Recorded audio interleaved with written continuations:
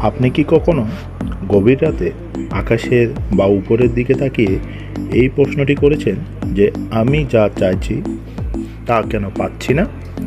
ভেবে দেখুন তো, আপনি প্রতিদিন ঘুম থেকে উঠছেন, নিজের স্বপ্নগুলোকে ভিজুয়ালাইজেশন করছেন, আয়নার সামনে দাঁড়িয়ে প্রতিদিন ইতিবাচক বাক্য বলছেন, কিন্তু দিন শেষে আপনার বাস্তবতার কোনো পরিবর্তন আসছে না। সেই একই চাকরি, একই ভাঙা সম্পর্ক, একই হাহাকার বা শূন্যতা। তখন মনের অজান্তে বিষাক্ত সন্দেহ দানা বাঁধতে শুরু করে, এই মহাবিশ্ব কি আমার ডাক শুনছে না? বা ঈশ্বর কি আমার কথা শুনছে না? আমার চারপাশে এই নীরবতা মানে কি ঈশ্বর কি আমাকে সম্পূর্ণ একা ছেড়ে দিয়েছে? আজকের ভিডিও তাহলে আপনারই জন্য, যা জীবনের সব কিছু বদলে দিতে পারে। সত্যি হলো, মহাবিশ্ব কখনো আপনাকে একা ছেড়ে দেয়নি, আপনার ডাক শুনছে। সমস্যা হলো আপনার মুখের ভাষা আর আপনার মনের ভাষা এক নয়। আপনি মুখে বলছেন এক কথা, আপনার অবচেতন মন বলছে আরেক কথা। জেনে অবাক হবেন, মহাবিশ্ব কোনো ডিকশনারির ভাষা বোঝে না, বোঝে ভাইব্রেশন বা কম্পনের ভাষা। চলুন প্রবেশ করি এই অন্তহীন সত্যের গভীরে। মহাবিশ্ব কোনো আধ্যাত্মিক বাইরের শক্তি নয়, মহাবিশ্ব আপনার ভিতরের চেতনারই একটি অংশ। যা এই ক্ষুদ্র শরীরে বিদ্যমান, তা এই ব্রহ্মাণ্ডেই বিদ্যমান। যেমন সমুদ্রের ঢেউ বিশাল সমুদ্রের অংশ, তেমন মহাবিশ্ব আপনার ভিতরেরই অংশ। কিন্তু সমস্যা হলো আমাদের মন এক জায়গায় স্থির থাকতে পারে না। আমরা একই সাথে বলি আমার টাকা চাই, ভালোবাসা চাই, সুখ শান্তি উন্নতি চাই। আবার আরেকটু পরেই বলি যদি আমি না পাই, যদি আমার ভাগ্যে সহায় না হয়, যদি সবাই আমাকে ছেড়ে চলে যায়। মহাবিশ্ব আপনার প্রথম তিনটি শব্দ শোনে নাই, শোনে ওই অস্থির রোদের বিশৃঙ্খল কম্পনটি। মনোবিজ্ঞানী কার্ল ইয়ং একটি অসাধারণ কথা বলেছেন, যতক্ষণ না আপনি আপনার অবচেতন মনকে সচেতন করছেন, ততক্ষণ আপনার জীবনের চালনা করবে এবং সেটাকেই আপনি আপনার ভাগ্য বা কপাল বলে মনে করবেন। আপনার আজ যে স্বপ্নগুলো পূরণ হচ্ছে না, যে সুযোগগুলো হাত থেকে ফসকে গেছে, তার জন্য আপনার সচেতন মন হয়তো দায়ী নয়, কিন্তু আপনার মনের ভেতরে এমন একটি কণ্ঠস্বর রয়েছে যা আপনার অজান্তেই 24 ঘন্টা মহাবিশ্বের সাথে কথা বলে চলছে।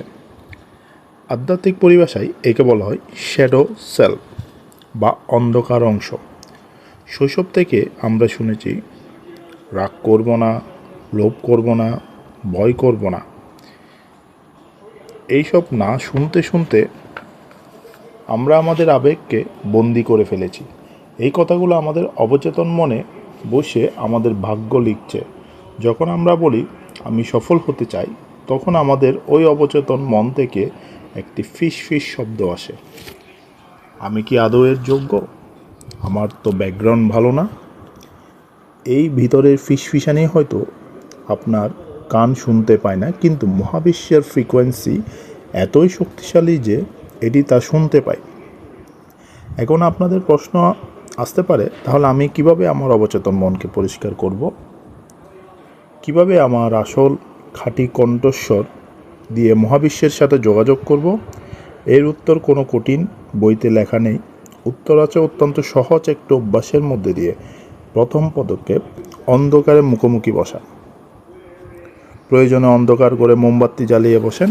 এরপর চোখ বন্ধ করে গভীর শ্বাস নিন, শরীরকে সম্পূর্ণ শিথিল করে দিন। এবার নিজের অন্তরের গভীরতম অংশে একটি প্রশ্ন করুন, আমি আসলে মহাবিশ্বের কাছে কী চাইছি, আর আমার চাওয়ার পিছনে আবেগটা কী? প্রথমবার হয়তো কোনো উত্তর আসবে না, কিন্তু দমে যাবেন না। শ্বাস নিতে থাকুন এবং নিজের মনের দিকে তাকিয়ে থাকুন। ধীরে ধীরে মনের গভীর থেকে একটি কণ্ঠস্বর চলে আসবে। পুরানো স্মৃতি বা চাপা অনুভূতি ভেসে আসবে। হয়তো শৈশবের কোনো পুরানো স্মৃতি মাথায় চলে আসবে, যেখানে আপনাকে বলা হয়েছিল আপনি পারবেন না। তখন আপনি ভয় পেয়ে পালিয়ে যাবেন না, আপনার ভেতর হয়তো মোচড় দিয়ে উঠবে। আপনি সেটার দিকে তাকান, পরম মমতার সাথে সেই ক্ষত বিক্ষত অংশকে উদ্দেশ্য করে বলুন, আমি তোমাকে দেখতে পাচ্ছি, তোমাকে স্বীকার করছি। প্রতিদিন আমি তোমাকে অন্ধকার ঘরে লুকিয়ে রেখেছিলাম, আজ থেকে লুকিয়ে রাখার প্রয়োজন নেই। আমি তোমাকে মন থেকে গ্রহণ করলাম। দ্বিতীয় পদক্ষেপ, চাওয়ার ভাষা পরিবর্তন। অভাব বনাম পূর্ণতা। ধরুন আপনার টাকার প্রয়োজন, আপনি আপনার টাকা চাই, এই চাই বলাটা বন্ধ করুন। অর্থাৎ আমার টাকা চাই, এই চাই শব্দটা বলা বন্ধ করুন, কারণ চাই শব্দটার ভিতরে একটা গভীর অভাব লুকিয়ে আছে। আপনি যখনই বলেন আমার চাই, তখনই মহাবিশ্ব আপনার অভাবের ফ্রিকোয়েন্সিকে দ্বিগুণ করে আপনার মাঝে ফিরিয়ে দেয়। এর বদলে সেই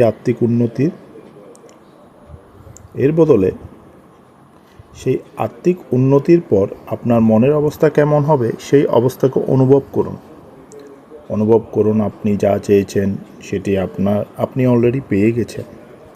মহাবিশ্বের উদ্দেশ্যে একটি শক্তিশালী ঘোষণা করে বলুন, আমি অভাবী নই, আমি নিজেই আমার সকল সফলতা প্রাচুর্যের উৎস। মহাবিশ্বের সমস্ত কল্যাণ আমার দিকে ধাবিত হচ্ছে। এই বাক্যটি বলার সময় খেয়াল রাখুন আপনার ভেতরের কোনো অংশ কি এর বিরোধিতা করছে।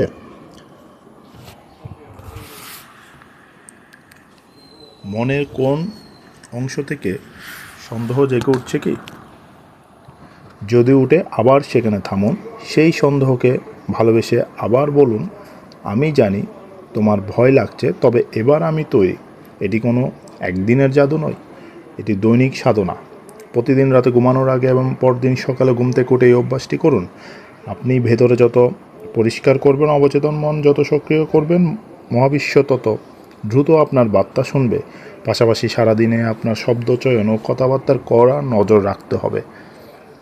আমার কপাল খারাপ, আমাকে দিয়ে কিছু হবে না, এইসব বলা যাবে না। বলুন, আমি আমার জীবনের নতুন অধ্যায় লিখছি, আমি প্রতিদিন একটু একটু করে উন্নতি করছি। শুরুতে আপনার কাছে এটি মিথ্যা বলে মনে হবে, কিন্তু আপনি যখন বারবার বলবেন, তখন এক সময় আপনার অবচেতন মন একে পরম সত্য বলে মেনে নেবে। আর মনে রাখবেন, যেদিন আপনার অবচেতন মন একে সত্য বলে ধরে নেবে, তখন আর কোনো উপায় থাকবে না, তখন একে নতুন বাস্তবতা লিখতেই হবে। আর এই যাত্রায় সবচেয়ে শক্তিশালী চাবিকাঠি কৃতজ্ঞতা। মহাবিশ্বের সাথে কখনো অভিযোগের সুরে কথা বলবেন না। প্রতিদিন সকালে চোখ খুলে বলুন, হে পরম চেতনা, আজ তুমি যা যা দিয়েছ এই সুন্দর জীবনে, এই শ্বাস প্রশ্বাস প্রতিটি মুহূর্ত, তার জন্য তোমাকে ধন্যবাদ। আর আমি যা কিছু চেয়েছি তা যে আমার দিকে অলরেডি আসতে শুরু করেছে, তার জন্য অগ্রিম ধন্যবাদ। আপনি যখন কৃতজ্ঞতার স্তরে থাকেন, তখন আপনি অভাবের জগৎ থেকে বেরিয়ে পূর্ণতার জগতে থাকেন। আমরা আজ এই গভীর আধ্যাত্মিক যাত্রার শেষ দিকে চলে এসেছি, তাই আপনার ভিতরের সুপ্ত আত্মাকে জাগিয়ে তুলুন।